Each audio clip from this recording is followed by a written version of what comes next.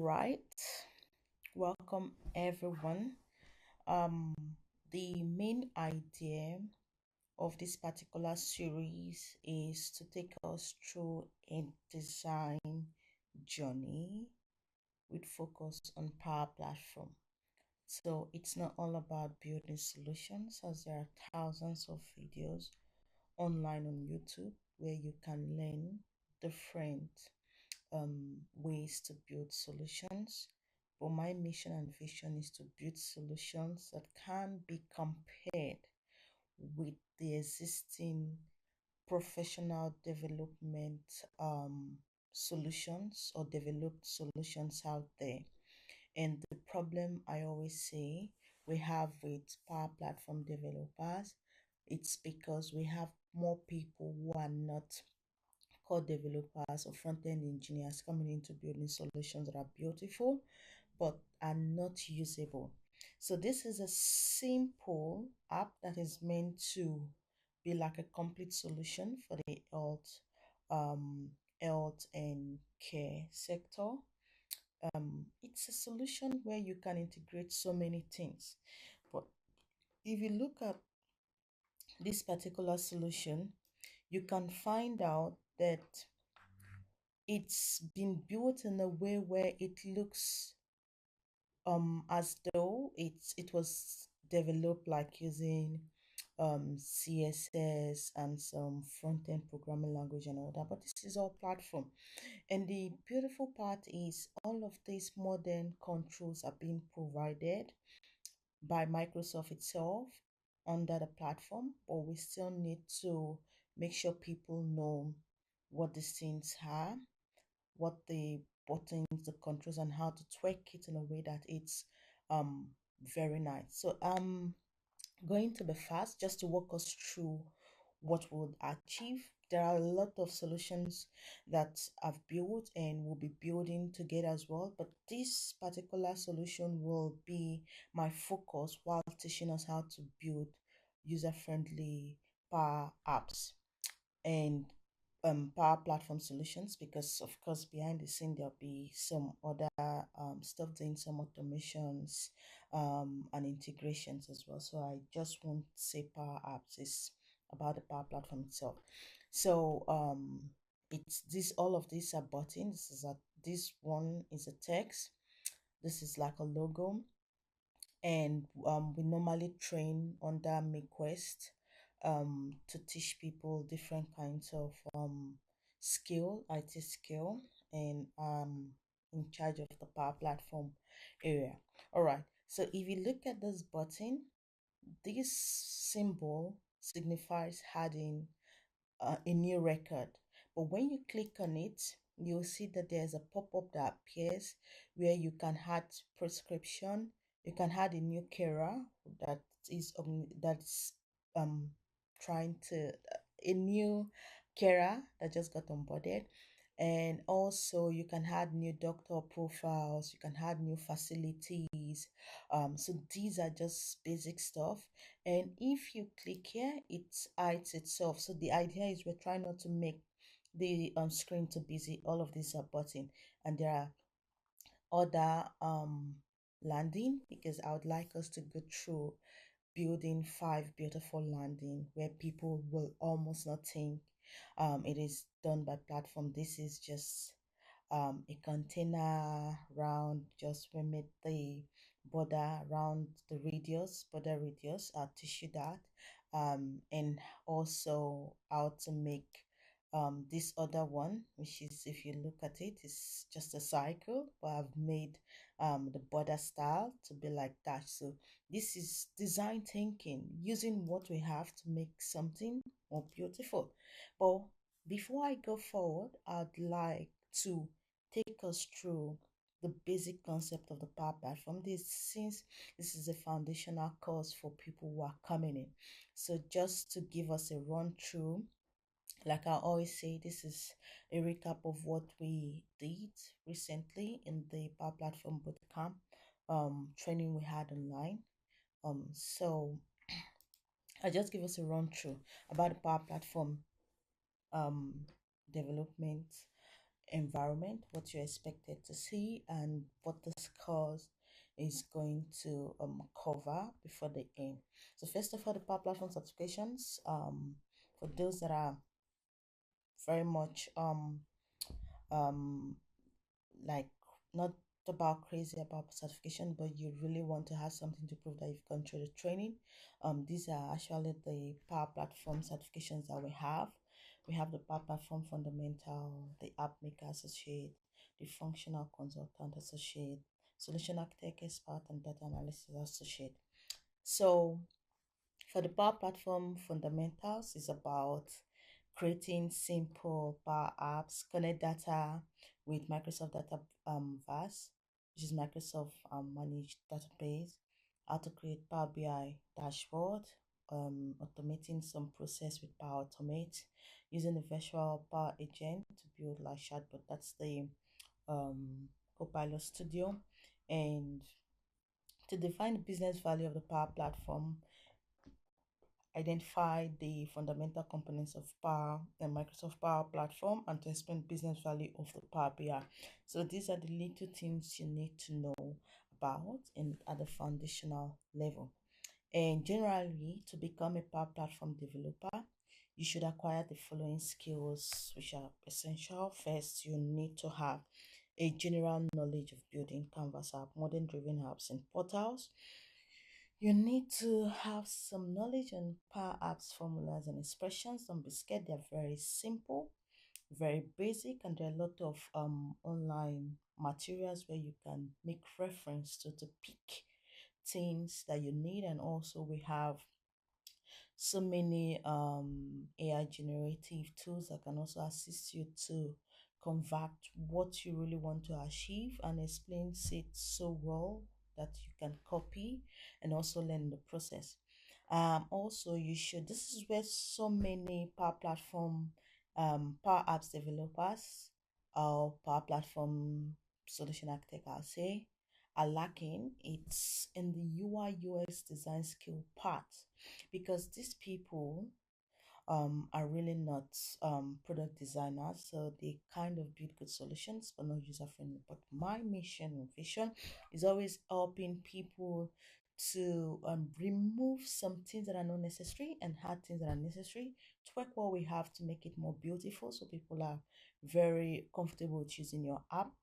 And also, to become a Power Platform developer, you should acquire some essential skills, which is understanding automate workflow, how to use the Power Automate itself, familiarize yourself with connectors, triggers, and actions.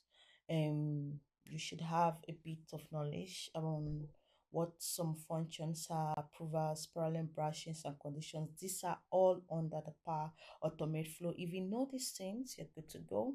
In Power BI, just know the basic to advanced data visualization skills. At least you start from basic and you can upskill as you go on. You should have some knowledge of Power BI report building and dashboard, understanding of DAS.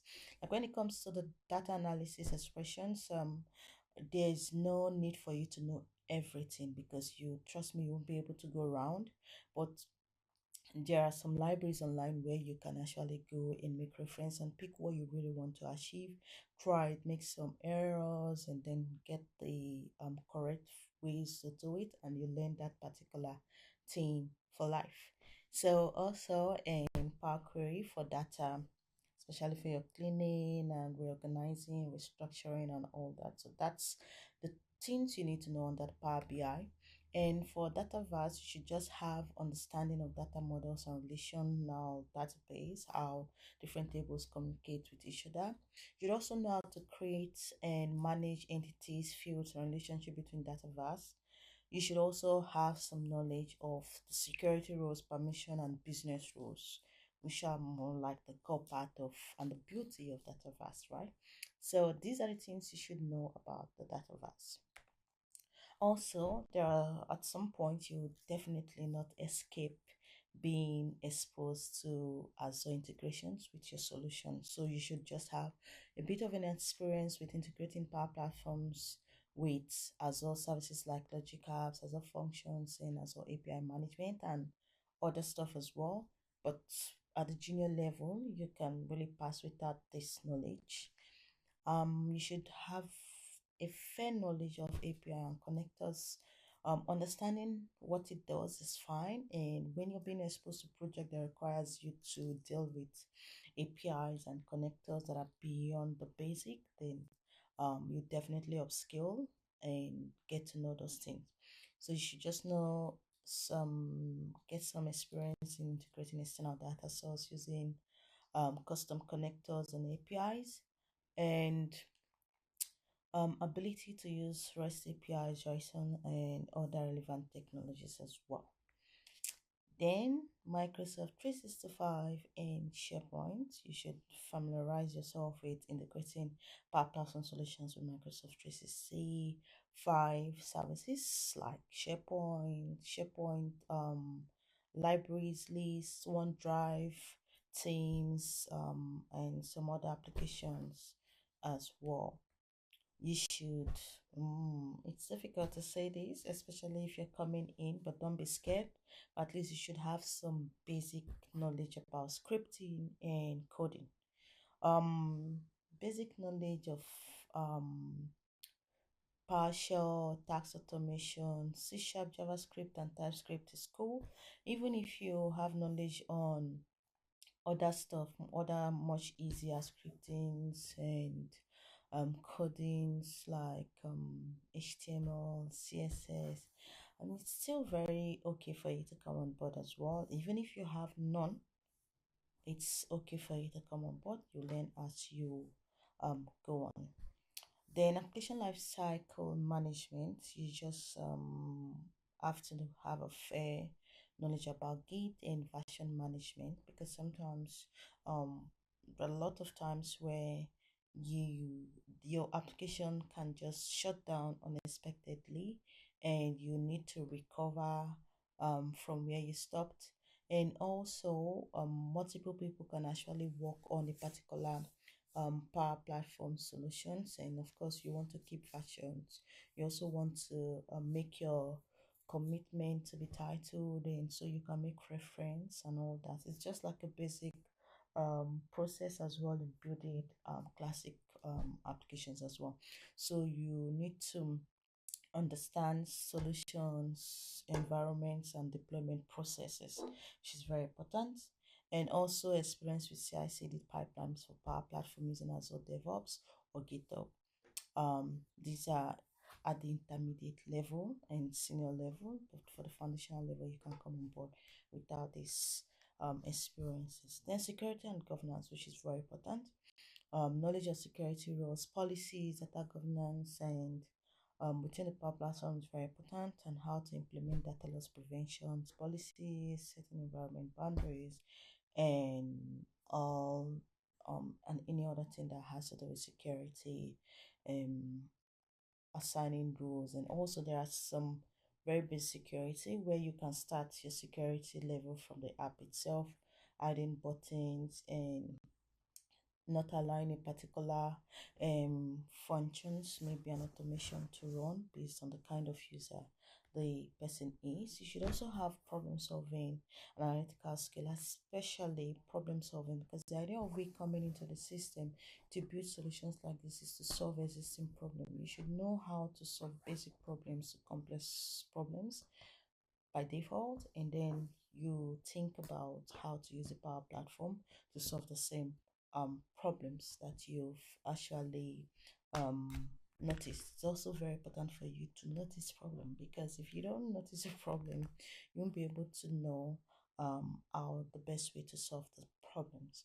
So you should have strong troubleshooting skills for identifying and resolving issues, and ability to analyze business processes and translate them into Power Platform solutions.